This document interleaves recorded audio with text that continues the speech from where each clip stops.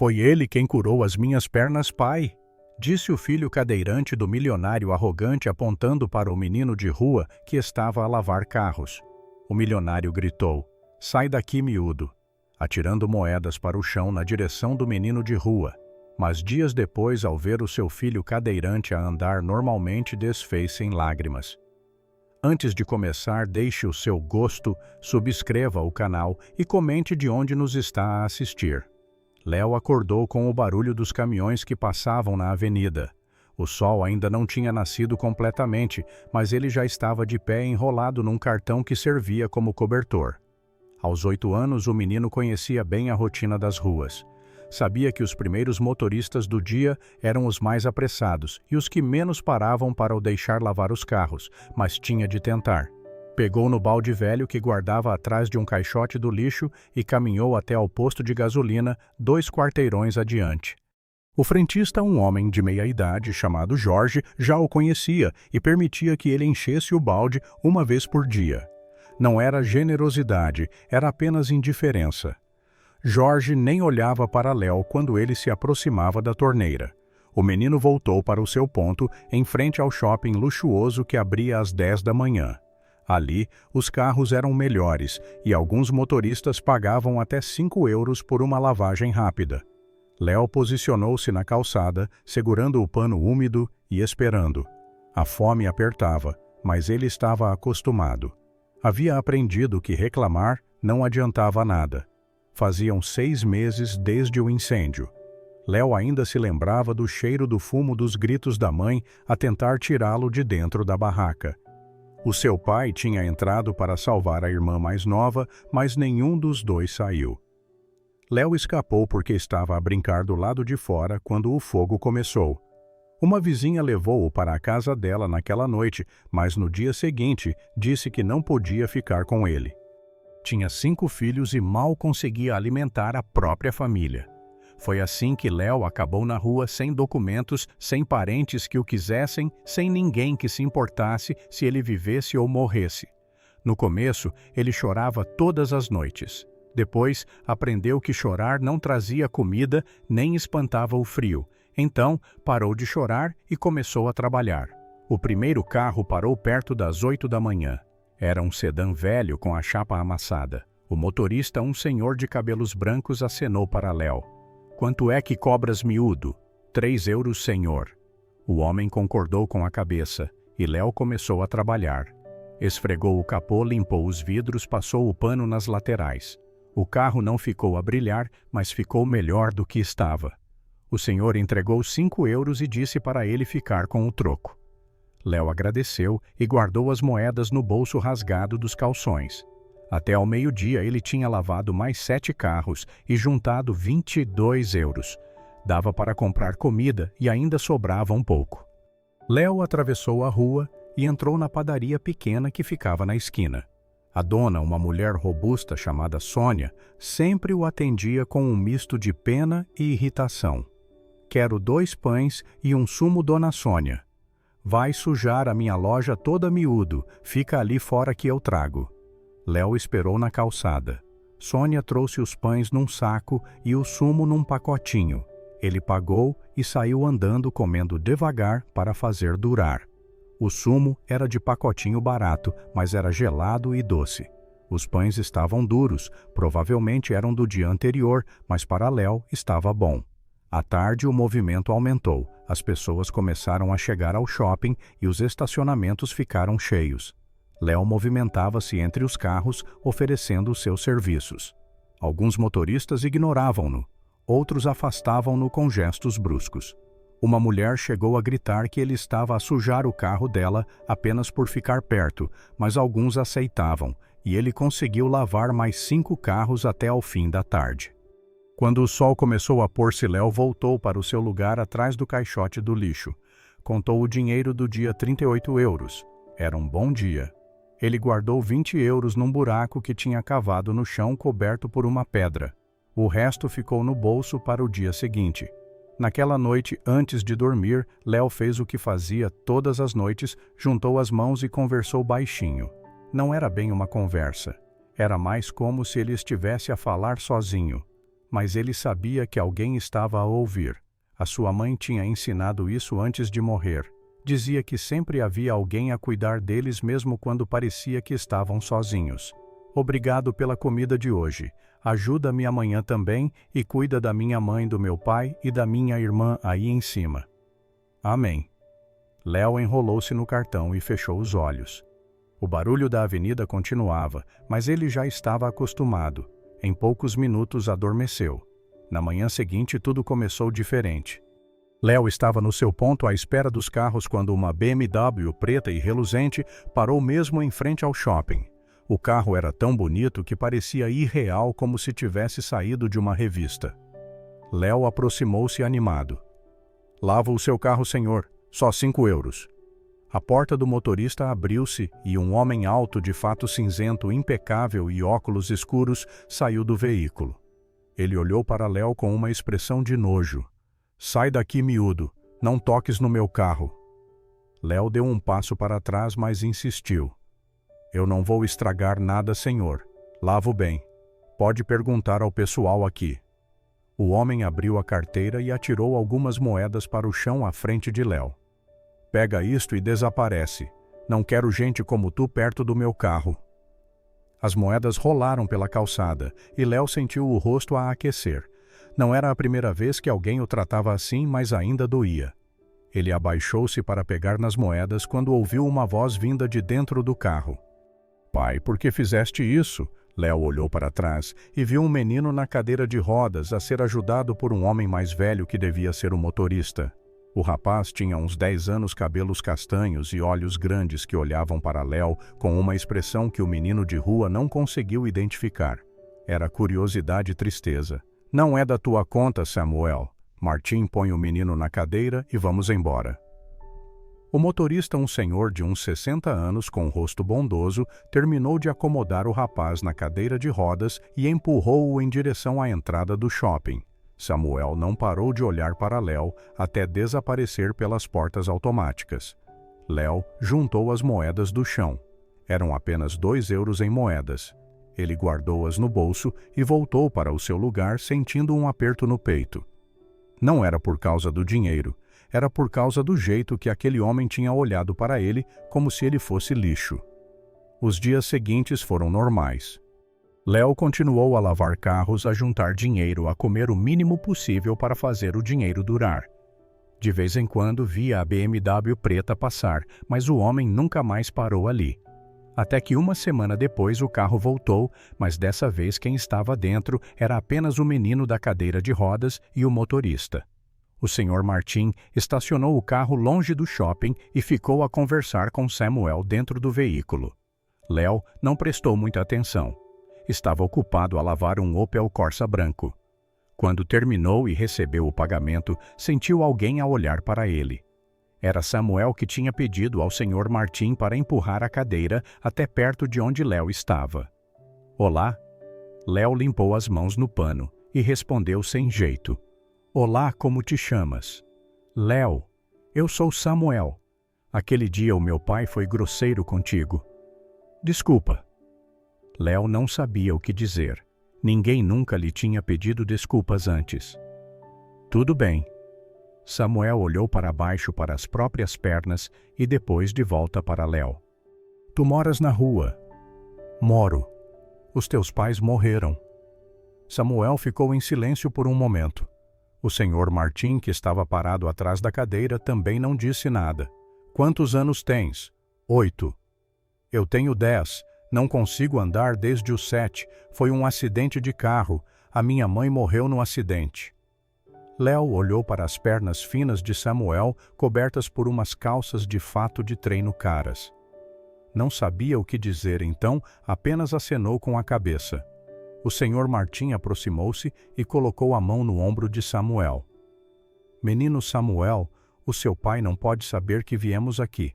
Ele ficaria muito zangado. Eu sei, Sr. Martim. Só mais um pouco. Samuel enfiou a mão no bolso e tirou um saquinho de papel.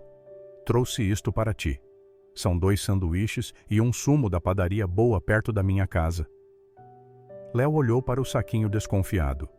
Na rua, ele tinha aprendido a não confiar em ninguém, mas havia algo no olhar de Samuel que parecia sincero. Por que estás a fazer isso? Não sei. Só quis fazer. Léo pegou no saquinho devagar. Obrigado. De nada, nós voltamos outro dia. Tudo bem. O Sr. Martim empurrou a cadeira de volta para o carro e os dois foram embora. Léo abriu o saquinho e encontrou 2 sanduíches enormes de fiambre e queijo com alface e tomate e um sumo de laranja em garrafa. Ele comeu ali mesmo sentado na calçada e pela primeira vez em muito tempo sentiu o estômago completamente cheio. Samuel voltou na semana seguinte e na outra, sempre com o Sr. Martim, sempre escondido do pai, sempre a trazer comida para Léo. Os dois começaram a conversar mais. Samuel contava sobre a escola, sobre os médicos que diziam que ele nunca mais iria andar, sobre a solidão de viver naquela mansão enorme sem a mãe e com um pai que só pensava em trabalho. Léo contava sobre a vida na rua, sobre os perigos, sobre a fome, sobre as noites frias. Numa dessas conversas, Samuel perguntou algo que Léo não esperava. Tu não tens raiva das pessoas que têm tudo e não te ajudam? Léo pensou por um momento. Às vezes tenho, mas a minha mãe dizia que raiva não resolve nada. Ela dizia que nós temos de continuar a ser bons mesmo quando os outros são maus conosco. A tua mãe parecia ser boa. Era. Ela morreu a tentar salvar-me. Samuel olhou para as próprias pernas de novo. A minha morreu a salvar-me também. Quando o carro bateu, ela cobriu o meu corpo com o dela. Os médicos disseram que foi por isso que eu sobrevivi. Os dois ficaram em silêncio, cada um perdido nas próprias memórias. O Sr. Martim, que sempre ficava perto, mas nunca interrompia, limpou a garganta. Menino Samuel, precisamos voltar. O seu pai vai chegar a casa logo. Só mais um minutinho, Sr. Martim. Samuel olhou para Léo com uma seriedade que não combinava com os seus 10 anos. Léo, as tuas pernas doem. Doem muito o tempo todo. Os médicos dão remédio, mas não adianta muita coisa. É como se tivesse um peso a esmagá-las. Léo não sabia por quê, mas sentiu vontade de fazer algo. Sem pensar muito, ele colocou as mãos sobre as pernas de Samuel por cima do fato de treino. Posso fazer uma coisa. Samuel pareceu surpreso, mas concordou. Léo fechou os olhos e fez como a sua mãe tinha ensinado. Não disse palavras em voz alta, apenas pensou muito forte, pedindo que as pernas do menino melhorassem. Pediu com toda a força que tinha, imaginando que alguém estava a ouvir e podia fazer alguma coisa.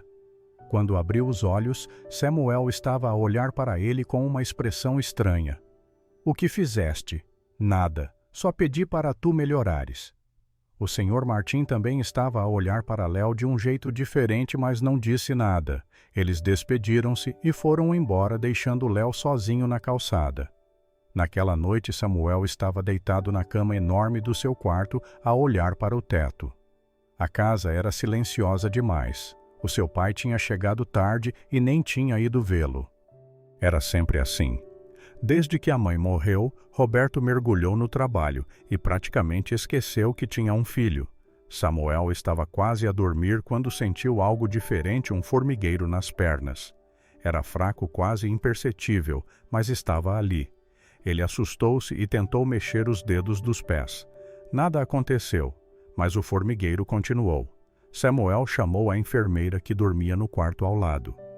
Regina, há algo errado. As minhas pernas estão com formigueiro.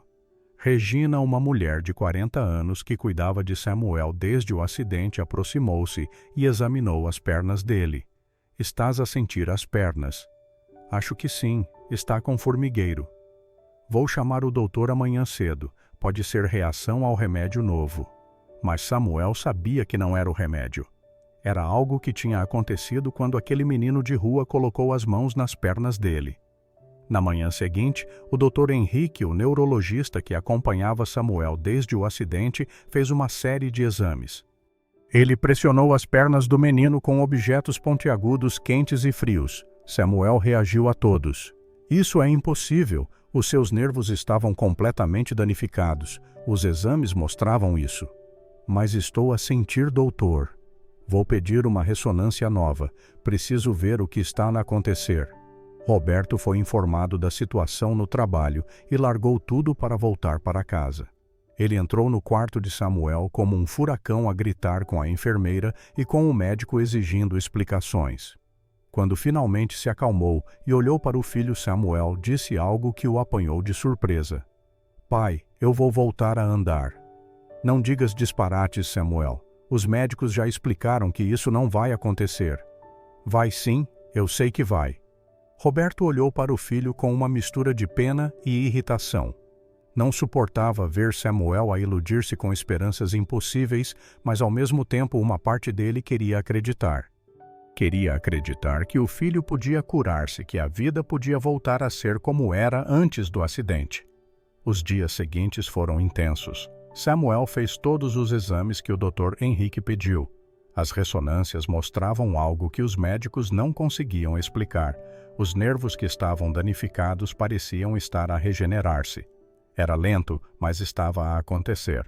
O doutor chamou outros especialistas. Todos ficaram perplexos. Em uma semana, Samuel conseguiu mexer os dedos dos pés. Em 2, mexeu os tornozelos. Em 3, começou a sentir os músculos das coxas a responder aos comandos do cérebro. Era como se o corpo dele estivesse a reaprender a funcionar. Roberto ficou obcecado em entender o que estava a acontecer. Ele questionou. Todos os médicos pagou por consultas com especialistas internacionais. Investigou cada remédio que Samuel tinha tomado, mas ninguém tinha resposta. Foi quando ele decidiu rever as gravações das câmaras de segurança do shopping. Roberto tinha acesso às câmaras porque era amigo do dono do shopping. Ele pediu para ver as filmagens das últimas semanas, procurando qualquer coisa fora do comum. Foi então que viu o Sr. Martim a estacionar o carro dele longe da entrada principal, Samuel a ser empurrado na cadeira de rodas até a calçada, e o menino de rua a aproximar-se deles. Roberto sentiu uma raiva imediata. O Sr. Martim estava a desobedecer ordens diretas, levando Samuel para encontrar aquele miúdo. Ele continuou a assistir e viu Samuel e Léo a conversar. Viu o menino de rua a colocar as mãos nas pernas de Samuel. Viu a expressão no rosto do filho, aquela expressão de esperança. Na mesma noite, Roberto chamou o Sr. Martim ao escritório da mansão. O motorista entrou com a cabeça baixa, já sabendo que estava em apuros. O senhor desobedeceu-me, Sr. Roberto? Eu posso explicar. Não precisa explicar. Eu vi tudo nas câmaras. Tu levaste o meu filho para encontrar aquele menino de rua. O menino Samuel insistiu, senhor. Ele queria conhecer o rapaz. E tu achaste que era uma boa ideia expor o meu filho a um garoto de rua que pode ter qualquer tipo de doença. O menino Léo não tem nada de ruim, senhor. Ele é educado trabalhador, só está numa situação difícil. Roberto bateu com a mão na mesa. Não quero saber da história dele. Quero que mantenhas o meu filho longe daquele miúdo. Entendeste? Sim, senhor. Pode ir. O senhor Martim saiu do escritório, mas antes de fechar a porta, virou-se para Roberto. Com todo o respeito, senhor Roberto, o menino Léo fez bem ao seu filho. O menino Samuel está mais feliz desde que começou a conversar com ele. Roberto não respondeu, apenas apontou para a porta, mandando o senhor Martim embora. Quando ficou sozinho, ele ligou para um advogado amigo e pediu orientações sobre como proceder. Queria tirar aquele menino das ruas, não por bondade, mas para o manter longe de Samuel. No dia seguinte, 2 assistentes sociais apareceram no ponto onde Léo trabalhava. Eram uma mulher de meia-idade magra e séria e um homem jovem com ar cansado. A mulher aproximou-se de Léo enquanto ele lavava um carro. Tu és o Léo? Sou. Por quê? Recebemos uma denúncia de que estás a viver na rua sem supervisão de um adulto. Precisas vir conosco. Léo largou o pano e deu um passo para trás. Eu não fiz nada de errado. Não estamos a dizer que fizeste, mas és menor de idade e precisas estar num abrigo. Eu não quero ir para um abrigo. Não é uma escolha, garoto. Vamos. O homem segurou o braço de Léo com firmeza, mas não com violência. Léo tentou soltar-se, mas era inútil. Ele foi colocado numa carrinha branca com o logótipo da assistência social e levado embora. No caminho, ele olhou pela janela e viu o seu balde e o seu pano a ficarem para trás na calçada. O abrigo ficava na periferia, num prédio antigo de 3 andares que já tinha sido uma escola. O lugar estava cheio de crianças de todas as idades, desde bebés até adolescentes.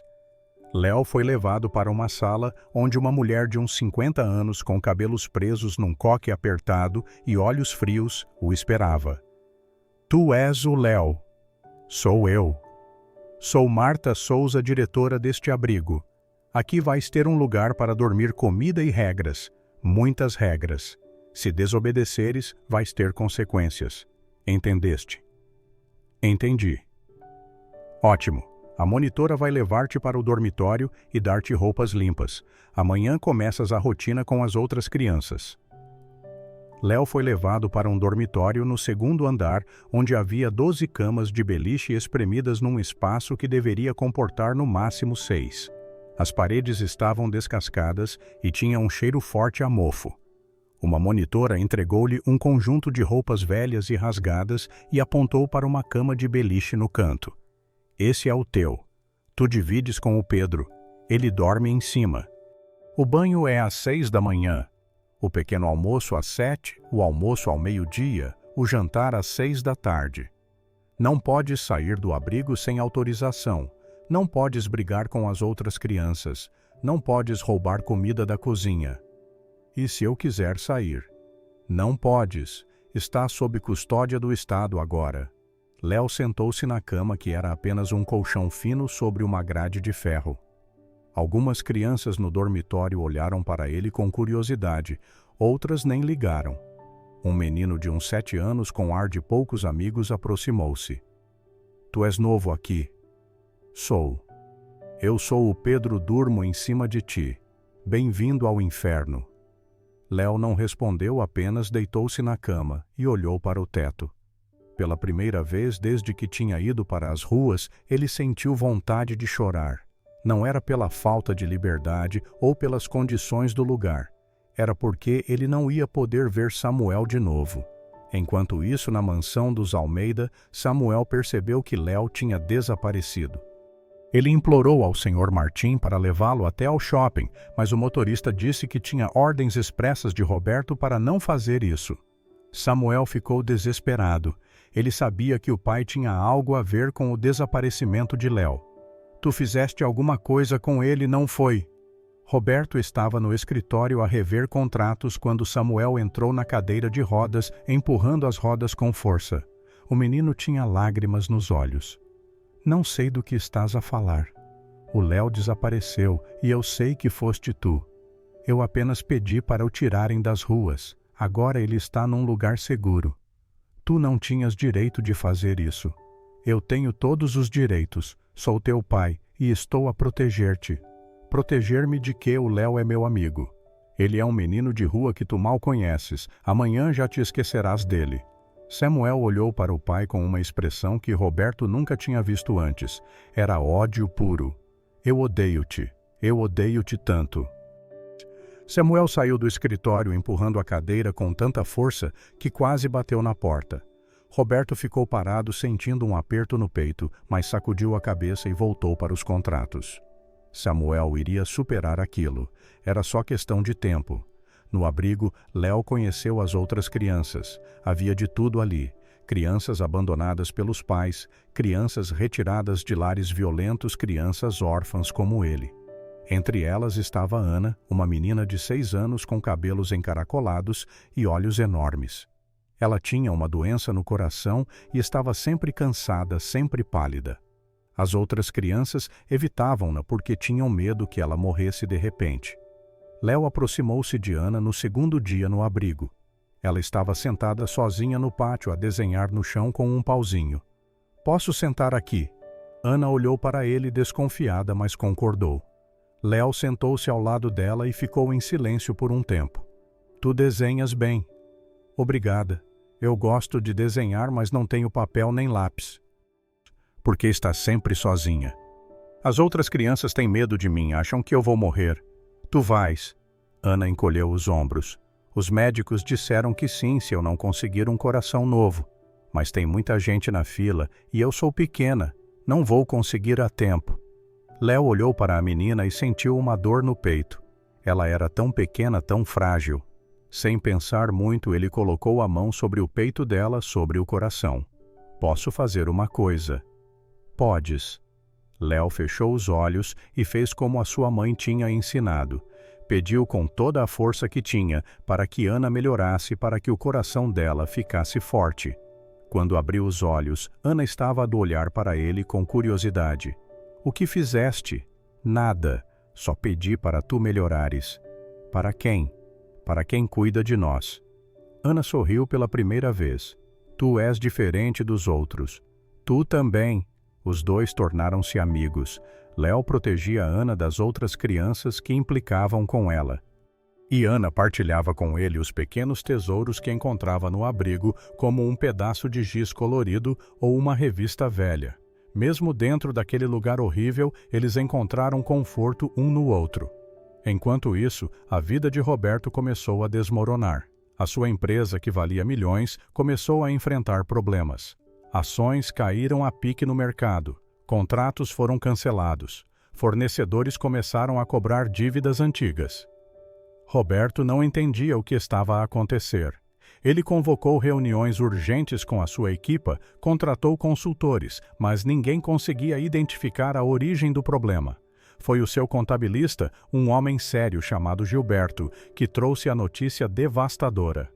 Roberto, alguém está a comprar ações da empresa através de testas de ferro, já tem uma participação de 30% e está a manipular o mercado para derrubar o valor das ações. Quem seria capaz de fazer isso? Eu tenho uma suspeita, Vitor Brandão. Roberto sentiu o sangue gelar. Vitor Brandão era o seu ex-sócio, a pessoa em quem ele mais confiava há 10 anos. Eles tinham fundado a empresa juntos, construído tudo do zero. Mas quando o negócio começou a dar lucro, Roberto forjou documentos e expulsou Vitor da sociedade, ficando com tudo. Vitor perdeu tudo, inclusive a casa e a família. A sua esposa pediu divórcio e levou os filhos embora. Vitor ficou na miséria e desapareceu. Durante anos, Roberto não pensou em Vitor. Achava que o ex-sócio tinha desaparecido, talvez até morrido. Mas agora estava claro que Vitor tinha passado a última década a planear a sua vingança. Roberto tentou localizar Vitor, mas não conseguiu. O homem estava a usar empresas fantasmas e testas de ferro para esconder a sua identidade. A cada dia que passava, a situação da empresa ficava pior. Investidores começaram a abandonar o barco. Funcionários pediram demissão. Clientes cancelaram contratos. Em questão de semanas, Roberto viu o seu império começar a ruir. E para piorar tudo, Samuel estava em depressão. O menino que tinha começado a andar novamente agora recusava-se a sair da cama. Ele não comia direito. Não falava com ninguém, passava o dia inteiro a olhar para a parede. Roberto tentou conversar com ele, mas Samuel ignorava-o completamente. Regina, a enfermeira, chamou Roberto para uma conversa séria. Senhor Roberto, o Samuel precisa de ajuda psicológica urgente. Ele está num estado muito grave. Já chamei 3 psicólogos diferentes. Ele não fala com nenhum deles. Ele só fala do menino Léo. Fica a pedir para o ver. Isso não vai acontecer. Então ele não vai melhorar. Roberto saiu do quarto de Samuel e desceu para o escritório. Ele serviu-se de um uísque, coisa que não fazia há anos, e bebeu de um gole só. Tudo estava a desmoronar-se, a empresa, o filho, a vida. E ele não sabia como consertar. Foi o Sr. Martim quem deu o primeiro passo. O velho motorista entrou no escritório sem bater, coisa que nunca fazia, e ficou parado em frente a Roberto. Senhor Roberto, com todo o respeito, o senhor está a ser teimoso e burro. Como é que é? O menino Samuel está a morrer por dentro por causa do senhor e o menino Léo está a sofrer naquele abrigo horrível. O senhor tem o poder de consertar isso, mas não conserta por orgulho. Não é orgulho, é proteção. Proteção de quê? O menino Léo fez bem ao seu filho. Ele voltou a andar depois que o garoto orou por ele. E o senhor sabe disso, mas recusa-se a aceitar porque não consegue acreditar que um garoto da rua possa ter feito algo que os médicos caros não conseguiram.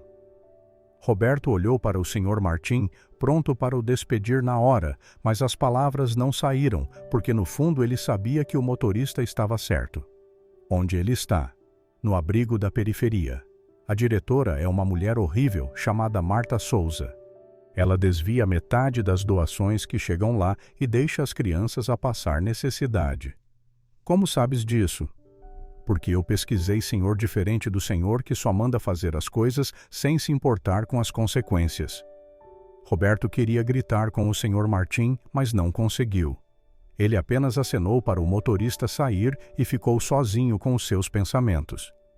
No abrigo, Ana tinha piorado muito. Ela começou a ter dificuldades para respirar e dores fortes no peito. Léo ficou ao lado dela, segurando a mão dela, enquanto a menina chorava de dor. Ele chamou a monitora, que chamou Marta. A diretora olhou para Ana e revirou os olhos. Ela está a ser dramática de novo. Ela está a passar mal de verdade. Precisa ir para o hospital. Hospital custa caro, ela vai ficar bem. Mas não ficou. Naquela noite, Ana teve uma paragem cardíaca. Léo acordou com os gritos das outras crianças e viu a menina no chão sem se mexer. Ele correu até ela e começou a gritar por ajuda. Marta chegou a correr, mas em vez de chamar uma ambulância, ela apenas olhou para Ana e disse que ia ligar para o hospital de manhã. Ela vai morrer se você não fizer nada agora. Cala a boca, miúdo. Eu decido o que fazer aqui. Léo não pensou. Ele ajoelhou-se ao lado de Ana, colocou as mãos no peito dela e pediu com toda a força que tinha.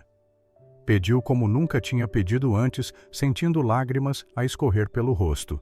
As outras crianças ficaram em silêncio observando. Por favor, não a deixes morrer, por favor. De repente, Ana tossiu e então tossiu de novo e abriu os olhos. Léo ajudou-a a sentar-se e ela respirou fundo como se tivesse ficado muito tempo debaixo de água. Marta ficou parada boquiaberta, sem saber o que dizer. Como fizeste isso? Léo não respondeu, apenas abraçou Ana, que estava confusa, mas viva. Na manhã seguinte, Marta chamou uma ambulância para levar Ana ao hospital. Ela não podia arriscar que a menina morresse no abrigo e ela fosse responsabilizada. No hospital, os médicos fizeram exames e ficaram chocados com o que encontraram. O coração de Ana, que estava completamente comprometido, agora apresentava sinais de regeneração. Era impossível, mas estava a acontecer. O cardiologista responsável, Dr. Fernando, não conseguia acreditar no que via. Isso não faz sentido nenhum. O coração dela estava em estado terminal. Agora está a regenerar-se sozinho. Como isso é possível, doutor? Eu não sei. Isso vai contra tudo o que estudei em medicina. A notícia começou a espalhar-se primeiro entre os médicos do hospital, depois entre alguns jornalistas que tinham contactos na área da saúde. Em poucos dias havia uma pequena reportagem num jornal local sobre a menina do abrigo que teve o coração curado milagrosamente. A reportagem mencionava Léo, o menino que estava com ela na hora da paragem cardíaca. Foi assim que Roberto ficou a saber. Ele leu a reportagem no jornal pela manhã e sentiu algo estranho no peito. Não era raiva nem descrença, era curiosidade. Pela primeira vez ele considerou a possibilidade de que havia algo real a acontecer com aquele menino de rua. Roberto foi até o abrigo naquela mesma tarde. Ele chegou na sua BMW preta causando alvoroço entre as crianças que estavam no pátio. Marta veio recebê-lo pessoalmente, toda sorrisos e bajulação. Senhor Almeida, que honra tê-lo aqui. Em que posso ajudá-lo? Quero ver o menino Léo. O Léo, claro. Vou buscá-lo imediatamente. Léo foi chamado ao escritório de Marta e ficou surpreso ao ver Roberto ali. O empresário olhou para o menino por um longo momento, tentando entender o que via. Era apenas um garoto magro, sujo, assustado. Nada de especial. Tu és o Léo. Sou. Eu sou o pai do Samuel. Eu sei. Sabes o que aconteceu com ele depois que colocaste as mãos nas pernas dele? Ele melhorou. Ele voltou a andar completamente. Léo sorriu, uma expressão genuína de felicidade. Que bom, ele merece. Roberto não esperava essa reação. Ele esperava que o menino pedisse dinheiro ou reconhecimento ou qualquer coisa. Mas Léo apenas parecia feliz pela melhora de Samuel. Como fizeste isso? Eu não fiz nada, eu só pedi. Pediste para quem? Para quem cuida de nós? Roberto ia fazer mais perguntas, mas foi interrompido por gritos vindos do pátio. Ele e Léo correram para fora e viram Ana caída no chão a ter outra crise. Marta estava a gritar para as monitoras chamarem a ambulância, mas estava a demorar. Léo correu até Ana e ajoelhou-se ao lado dela. Ele colocou as mãos no peito da menina e fechou os olhos. Roberto observou cético, mas curioso. Esperava que nada acontecesse, que tudo fosse apenas coincidência e histeria coletiva. Mas então ele viu a cor a voltar ao rosto de Ana. Viu a respiração dela a estabilizar-se. Viu a menina abrir os olhos e olhar para Léo com gratidão. Roberto sentiu um arrepio a percorrer-lhe a espinha. Havia algo a acontecer ali que ele não conseguia explicar. A ambulância chegou e levou Ana para o hospital novamente. Desta vez, Roberto foi junto. Ele queria ouvir o que os médicos tinham a dizer, e o que ele ouviu deixou-o sem palavras. O Dr. Fernando examinou Ana e virou-se para Roberto com uma expressão de completa confusão. Eu não sei como explicar isso. O coração dela está a funcionar quase perfeitamente agora. A regeneração acelerou de uma forma que nunca vi. Se continuar assim, ela não vai precisar de transplante. Mas como? Se eu soubesse, ganharia um prêmio Nobel. Isso é impossível, mas está a acontecer. Roberto voltou para o abrigo e chamou Marta para uma conversa particular. Quanto queres pelo menino? Marta fingiu não entender. Como assim, senhor Almeida? Não me faças de idiota. Quanto queres para me deixar levar o Léo comigo? Marta calculou rapidamente. Ela sabia que Roberto era rico e sabia que ele estava interessado em Léo por algum motivo. Era a chance perfeita de ganhar dinheiro. 50.000 euros. 20, 40, 30. E está fechado. Marta concordou e providenciou todos os papéis necessários. Em questão de horas, Léo estava oficialmente sob a guarda temporária de Roberto Almeida. O menino nem teve tempo de se despedir direito de Ana e das outras crianças. Foi colocado no carro e levado para a mansão. Léo nunca tinha visto uma casa tão grande. Eram 3 andares, jardins enormes, piscina, campo de tênis. Tudo era branco e reluzente, como se ninguém realmente morasse ali. Roberto levou-o até um quarto pequeno nos fundos da casa ao lado da cozinha. Vais ficar aqui. Dona Isabel, a cozinheira, vai dar-te roupas limpas e comida. Amanhã vamos resolver a tua situação. Léo olhou ao redor do quartinho. Era simples, com uma cama de solteiro, um armário e uma janela pequena, mas era limpo e tinha um cobertor de verdade. Para ele era um luxo. Posso ver o Samuel amanhã. Agora precisas tomar banho e comer. Estás a cheirar mal. Roberto saiu e fechou a porta. Léo ficou sozinho, sentindo-se estranho. Não era gratidão que ele sentia, era confusão. Porque aquele homem que tinha sido tão cruel com ele agora o levava para casa. Dona Isabel apareceu alguns minutos depois. Era uma senhora negra e gordinha com um sorriso caloroso e olhos gentis. Então tu és o menino Léo. Vem comigo, filho. Vou dar-te um banho quente e depois uma comida bem gostosa. Ela levou Léo para a casa de banho de serviço e preparou um banho morno. Enquanto ele se lavava, ela separou roupas que eram do Samuel quando menor. Quando Léo saiu do banho, estava outra pessoa limpo com roupas novas. Parecia apenas um menino normal. Dona Isabel levou-o para a cozinha e preparou um prato enorme de arroz, feijão, bife e salada. Léo comeu devagar, saboreando cada garfada. Há quanto tempo ele não comia uma refeição de verdade? Tu comes que nem um passarinho, menino. Precisas engordar um pouco. Está muito bom, Dona Isabel. Fico feliz. E chama-me só Isabel. Está bem. Léo sorriu e continuou a comer. Pela primeira vez em muito tempo, ele sentiu-se seguro. Na manhã seguinte, Roberto levou Léo até o quarto de Samuel. O menino estava deitado na cama de costas para a porta. Quando ouviu a voz do pai, nem se virou. Samuel, tem alguém aqui para te ver. Samuel não respondeu. Roberto suspirou e saiu, deixando Léo sozinho com ele. O menino de rua aproximou-se devagar da cama. Samuel virou a cabeça de repente e, ao ver Léo, os seus olhos encheram-se de lágrimas. Léo, tu estás aqui? Samuel tentou levantar-se, mas as suas pernas estavam fracas de tanto tempo deitado. Léo correu até ele e ajudou-o a sentar. Os dois abraçaram-se a chorar. Eu pensei que nunca mais iria ver-te. O meu pai mandou-te embora. Ele trouxe-me de volta. Por quê? Léo encolheu os ombros. Não sei, mas eu estou aqui agora. Samuel sorriu pela primeira vez em semanas. Ele tentou levantar-se e, com a ajuda de Léo, conseguiu ficar de pé. As suas pernas tremeram, mas aguentaram. Os dois andaram devagar até a janela onde podiam ver o jardim enorme da mansão. Tu voltaste a andar bem. Voltei. Por tua causa. Não foi por minha causa. Foi sim. Depois que colocaste as mãos nas minhas pernas, tudo começou a melhorar. Léo sabia o que dizer. Ele não entendia direito o que estava a acontecer, mas estava feliz que Samuel tinha melhorado. Os dias seguintes foram estranhos para Léo. Ele vivia na mansão, mas não era tratado como parte da família. Os empregados viam-no como um intruso, alguém que não deveria estar ali. Regina, a enfermeira, especialmente não gostava dele. Ela reclamava para Roberto que Léo estava a ocupar tempo demais de Samuel, que o menino precisava de rotina e disciplina, não de um amigo de rua. Apenas Isabel e o Sr. Martim tratavam Léo com gentileza. Isabel cozinhava pratos especiais para ele, tentando fazer o menino ganhar peso.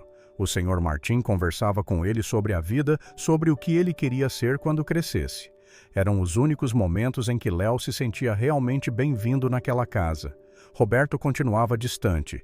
Ele observava Léo de longe, como se estivesse a estudar um animal exótico. Não havia afeto, não havia conversa. Léo era apenas uma ferramenta, algo que tinha trazido o seu filho de volta à vida e agora precisava ser mantido por perto. Enquanto isso, a situação da empresa de Roberto piorou drasticamente. Vitor Brandão finalmente mostrou as cartas. Ele convocou uma reunião extraordinária com os acionistas e revelou que tinha participação maioritária na empresa.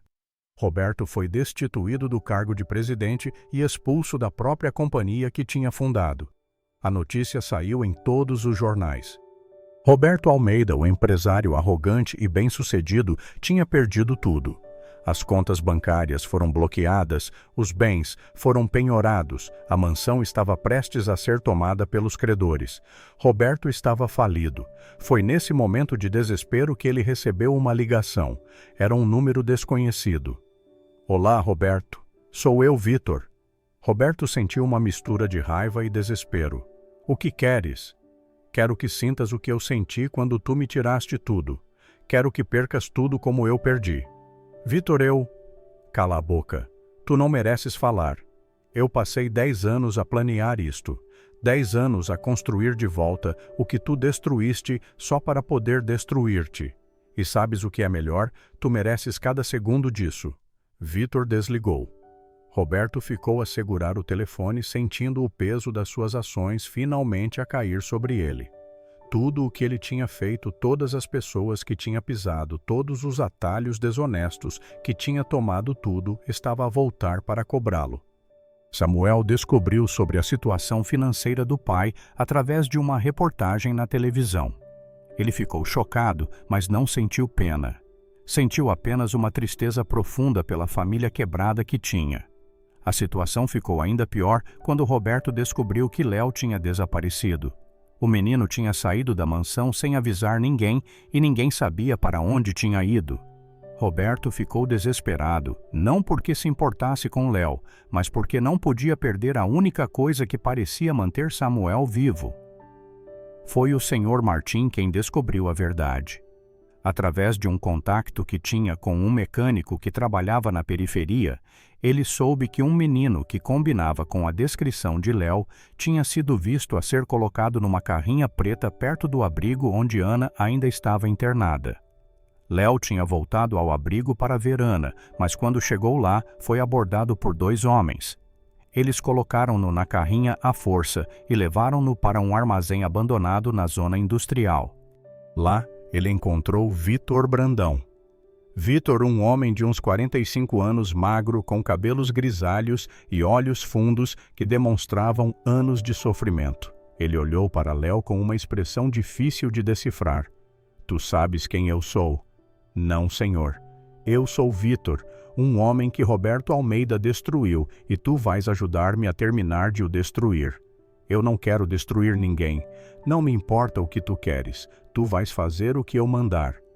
Vitor tinha um plano.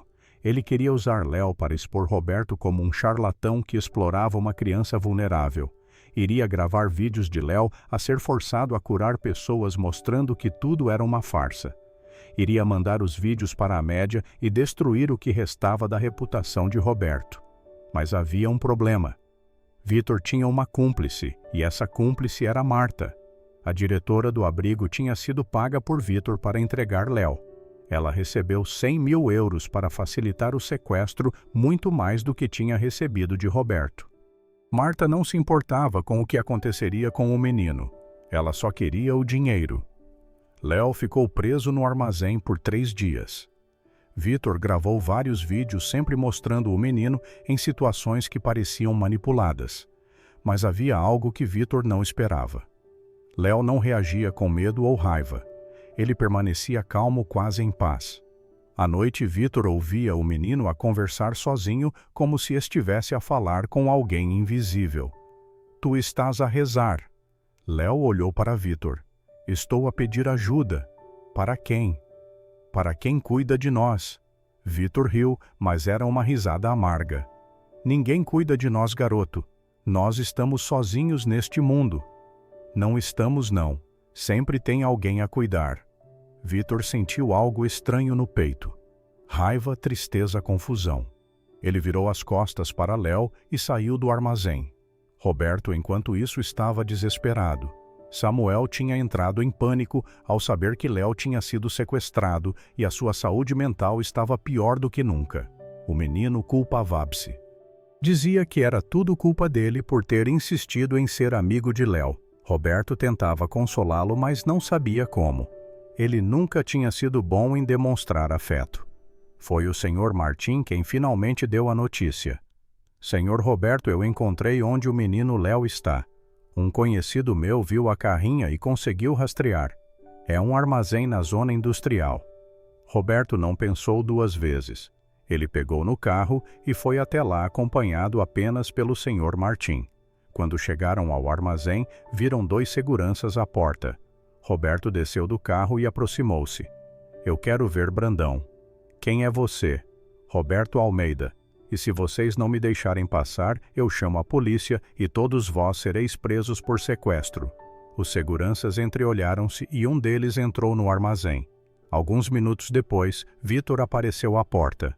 Olha só quem está aqui, o grande Roberto Almeida. Eu vim buscar o menino. Ele não vai a lugar nenhum. Vitor, por favor, deixa o menino em paz. Ele não tem nada a ver com isso. Ele tem tudo a ver. Ele é a única coisa que ainda importa para ti. Roberto deu um passo à frente. Tu estás certo, eu destruí-te.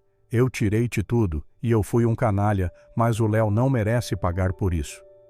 Vitor ficou em silêncio por um momento. Tu achas que um pedido de desculpas resolve? Tu achas que isso apaga o que tu fizeste? Não apaga, mas eu estou a oferecer-te tudo o que eu tenho.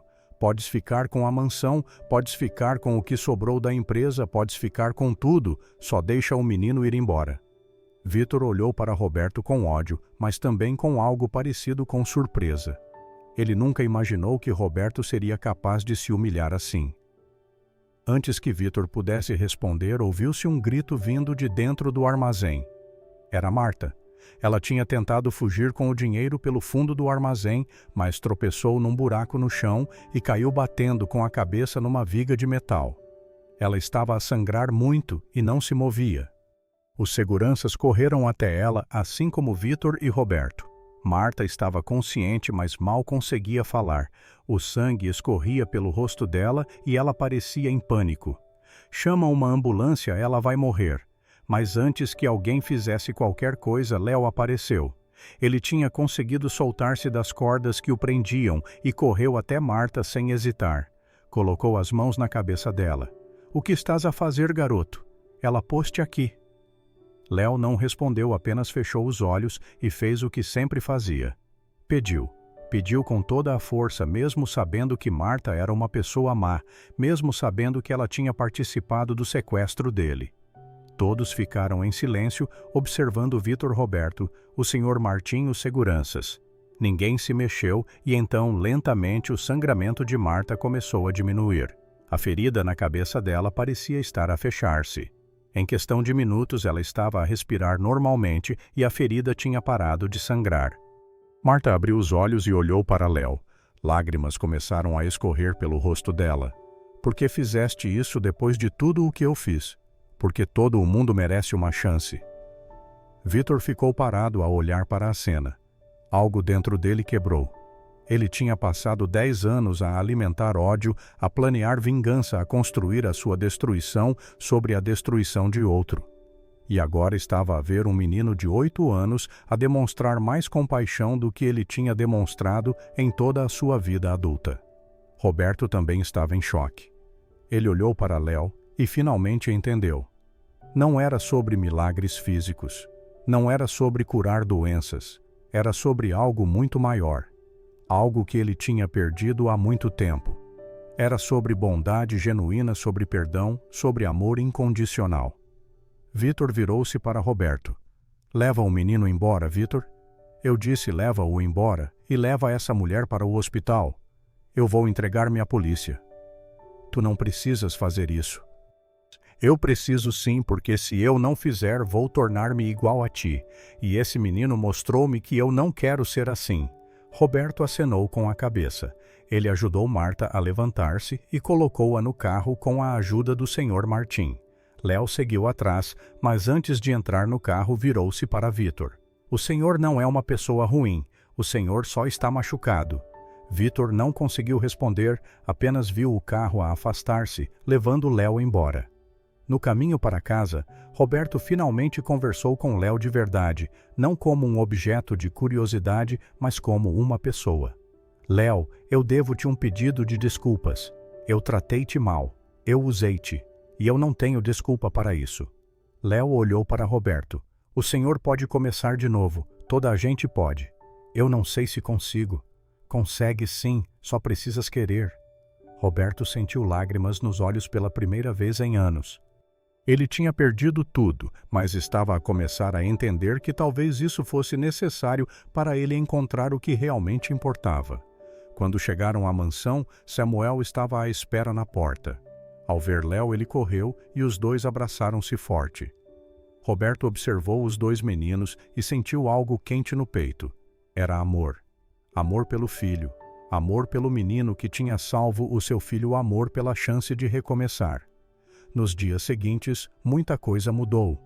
Vitor entregou-se à polícia, mas Roberto contratou os melhores advogados para defendê-lo. No julgamento, Roberto testemunhou a favor de Vitor, admitindo publicamente tudo o que tinha feito 10 anos atrás. A corte foi clemente com Vitor, que recebeu pena leve e liberdade condicional. Marta também foi julgada e condenada, mas a sua pena foi reduzida devido ao arrependimento demonstrado. Roberto vendeu o que sobrou dos seus bens e usou o dinheiro para compensar Vitor por tudo o que tinha roubado dele. Os dois sentaram-se num café simples e conversaram pela primeira vez numa década. Eu não esperava isso de ti, Roberto. Eu também não. Mas aquele menino ensinou-me que nunca é tarde para fazer a coisa certa. Vitor sorriu. Ele é especial mesmo. É, e eu quase o perdi por causa do meu orgulho. Os dois decidiram reconstruir a empresa juntos, mas dessa vez com honestidade e parceria verdadeira. Não seria fácil, mas eles estavam dispostos a tentar. Roberto também reformou completamente o abrigo onde Léo tinha ficado. Ele colocou Isabel e o Sr. Martim na administração, garantindo que as crianças fossem tratadas com dignidade e amor. O lugar transformou-se e as paredes foram pintadas. Os colchões foram trocados. A comida melhorou. As crianças tinham aulas, atividades, psicólogos. Era um lugar de verdade, não apenas um depósito de crianças esquecidas. Ana, completamente recuperada, foi adotada por um casal que tinha tentado ter filhos por anos sem sucesso. Eles amaram-na desde o primeiro momento, e ela finalmente teve o lar que merecia. Léo foi oficialmente adotado pela família Almeida. Não foi fácil no começo. Havia burocracia, havia resistência de alguns parentes distantes que não aceitavam uma criança negra e pobre a entrar na família. Mas Roberto não se importou. Ele lutou por Léo como nunca tinha lutado por nada. No dia em que a adoção foi finalizada, Roberto reuniu Léo e Samuel na sala. Léo, a partir de hoje, tu és oficialmente meu filho. E Samuel, tu tens um irmão. Samuel abraçou Léo a chorar de felicidade. Léo também chorou, mas eram lágrimas de alegria. Pela primeira vez desde o incêndio que lhe tinha tirado a família, ele tinha um lar de verdade. A vida na mansão mudou completamente. A casa, que era fria e vazia, encheu-se de vida. Samuel e Léo brincavam no jardim e estudavam juntos. Brigavam como irmãos de verdade. Roberto aprendeu a ser pai de verdade, não apenas um provedor distante. Ele jantava com os filhos, ajudava com o trabalho de casa, ia às reuniões da escola. Isabel cozinhava com amor e a casa sempre cheirava a comida boa. O Sr. Martim tornou-se uma espécie de avô para os meninos, contando histórias e ensinando coisas da vida. Léo continuou a ser Léo. Ele não mudou por causa do dinheiro ou do conforto. Continuava a conversar todas as noites antes de dormir, agradecendo pelas bênçãos do dia. Continuava a ajudar as pessoas que encontrava, fosse com uma palavra gentil ou apenas ouvindo. E sim, às vezes, quando alguém estava muito doente ou a sofrer, ele colocava as mãos e pedia ajuda. Mas o verdadeiro milagre não estava nas curas físicas. O verdadeiro milagre estava nas transformações que aconteciam ao redor dele. Roberto tinha deixado de ser um homem frio e arrogante para se tornar alguém que se importava com os outros.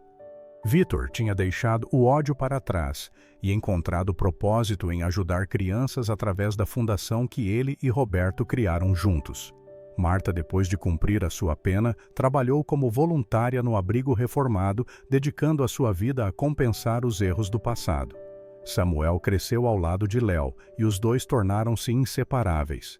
Eles não eram apenas irmãos, eram melhores amigos. Samuel aprendeu com Léo a ver o mundo com mais compaixão, a não julgar as pessoas pela aparência ou posição social. Léo aprendeu com Samuel que era possível confiar nas pessoas, que nem todo o mundo o iria magoar. A fundação criada por Roberto e Vitor expandiu-se, ajudando centenas de crianças de rua a encontrar lares seguros e amorosos.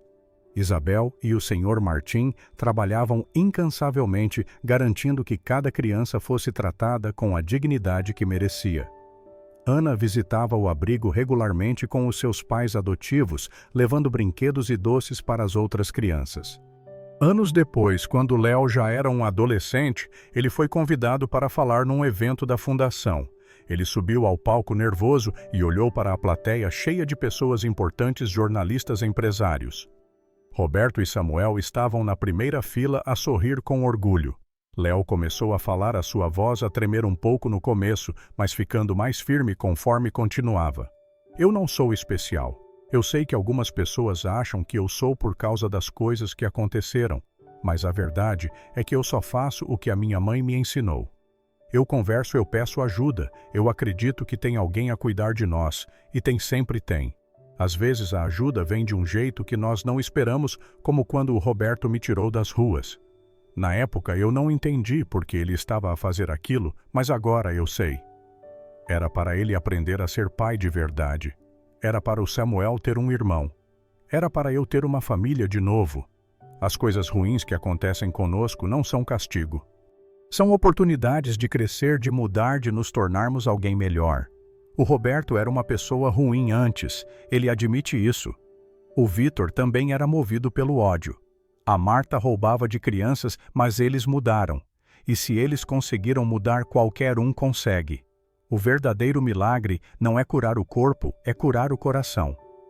É transformar ódio em amor, orgulho em humildade, egoísmo em generosidade.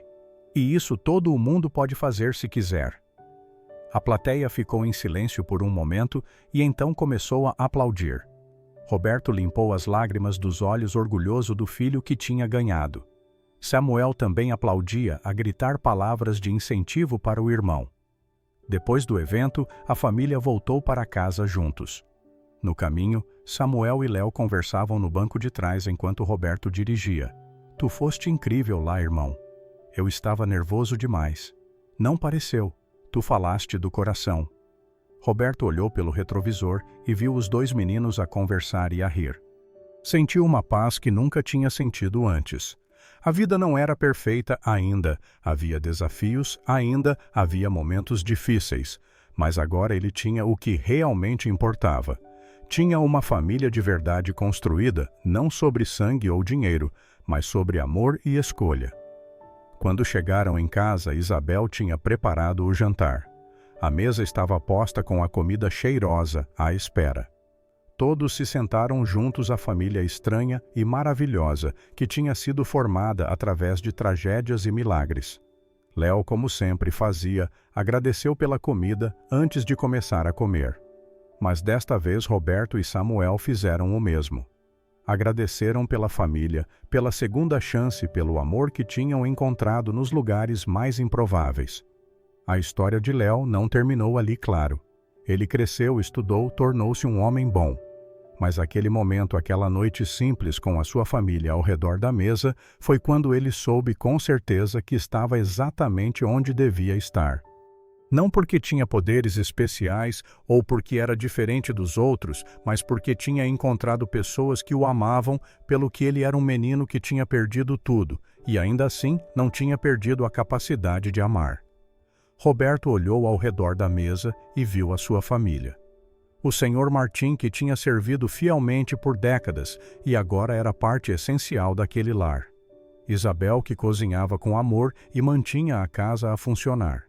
Samuel, o seu filho biológico, que tinha voltado a andar e encontrado propósito em ajudar os outros. E Léo, o menino que ele tinha tratado com desprezo e que agora era o seu filho do coração. A redenção era possível, a transformação era real, e tudo começava com a escolha de abrir o coração e deixar o amor entrar.